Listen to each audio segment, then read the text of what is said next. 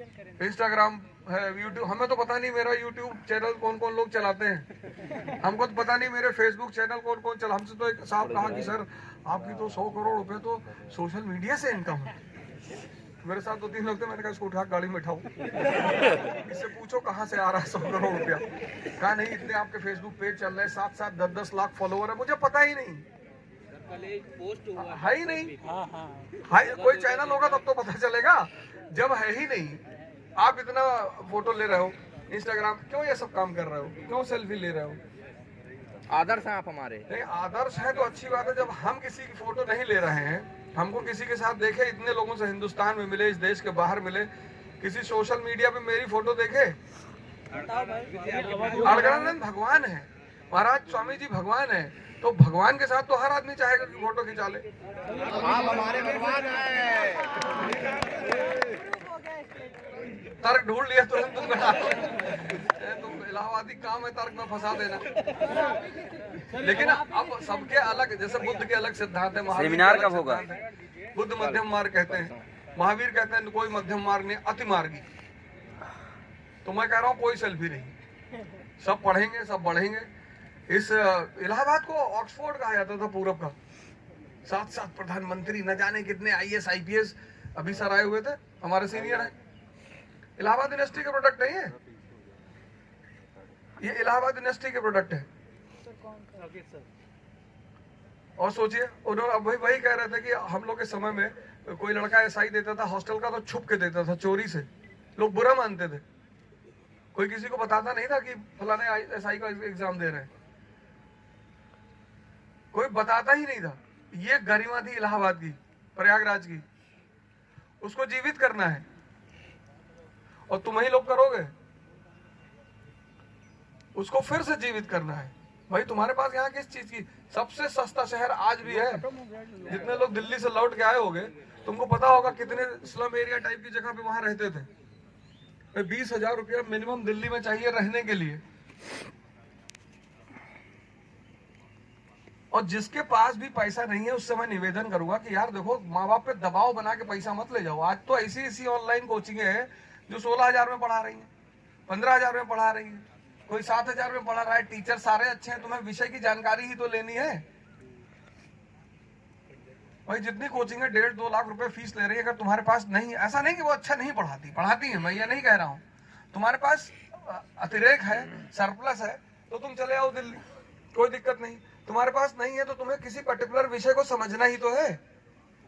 Polity समझना है, preamble समझना है, राज्यसभा लोकसभा समझना है, समझना ही तो है। और ये जो मिंटो पार्क है, कंपनी गार्डन है, अब तो इसके पेड़ रोते हैं, नहीं इन पेड़ों के नीचे बैठ के कितने लोग आइए सुबह। भाई बाल शेव करा के रखना इस धरती की परंपरा रही। यहाँ किसी का बाल झड़ता थोड़ी था, रखते ही नहीं थे। हम जब 90, नहीं लड़कों की बात कर रहा हूँ, तो हम जब 90 में आए तो हर आदमी यूनिवर्सिटी में बाल शेव करा हुआ, और हमें आदत थी बाल ऐसे करने की। लेकिन अब चूंकि सारे सीनियर थे और सारे लोग पढ़ने आए हो कि क्या करने आए, और सीनियर लोग क्या करते थे, सीनियर बहुत अच्छे होते थे, वो यही बाल ही पकड़ते थे कि नाचने जा रहा है। नहीं भैया, हाँ ये जो शैम्पू तेल फलाना पैसा जा रहा है, तुम अभी कौन सा स्वयंवर में जा रहे हो।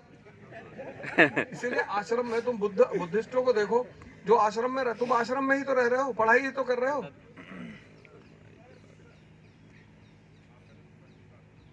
₹100 की कैप आती कटरा में।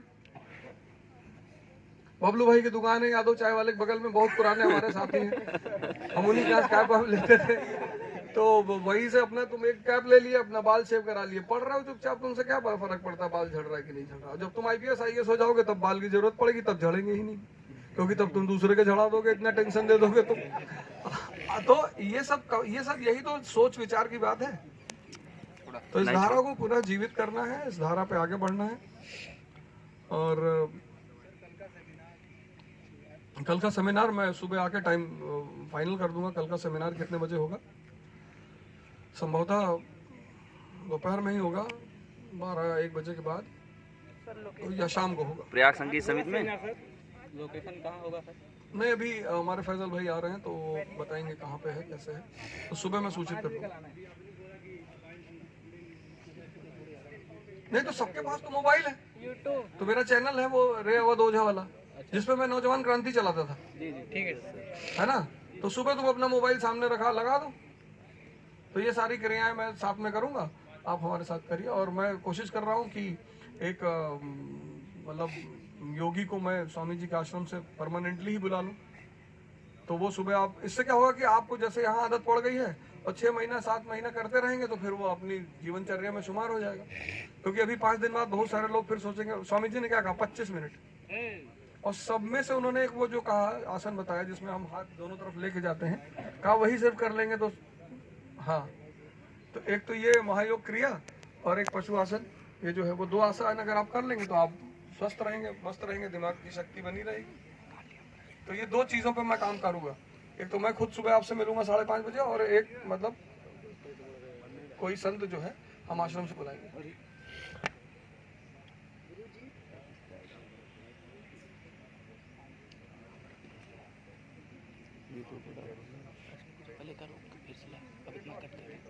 मिल जाएगी। नहीं तो तुम YouTube चलाते हो ना सर। अगर तुमने मेरा Facebook देखा होगा तो कल मैंने वो नाम ही चेंज कर दिया, अब वो दो जो बेईमान।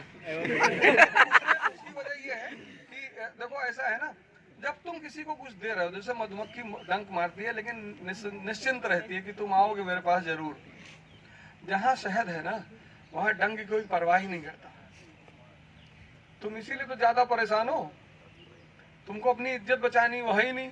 तुम कौन से मुगल खानदान से हो कि तुम्हारा नहीं होगा IAS में तो मुगल खानदान की बेइज्जती हो जाएगी। हम सब सामान्य परिवारों से हैं, तो हमारी आधा से ज्यादा ऊर्जा तो इसी में चली जाती है कि लोग बेइज्जती करेंगे। अच्छी बात है भाई, तुम जब कल सिलेक्शन ले जाओगे 10 करोड़ दहेज लोगे तो उनका सीना नहीं दर्द करेगा?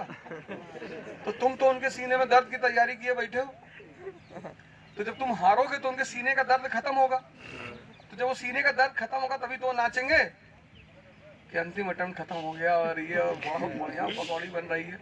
तो तुमने जो व्यवस्था कर रखी है दूसरे को दर्द देने की, तो जब उसका दर्द खत्म होगा तो उसका इजहार नहीं करेगा, तब वो कहेगा कि जानते चौधरी बन रहे थे, दिल्ली तक पढ़ने गए, का बिगाड़ लिए।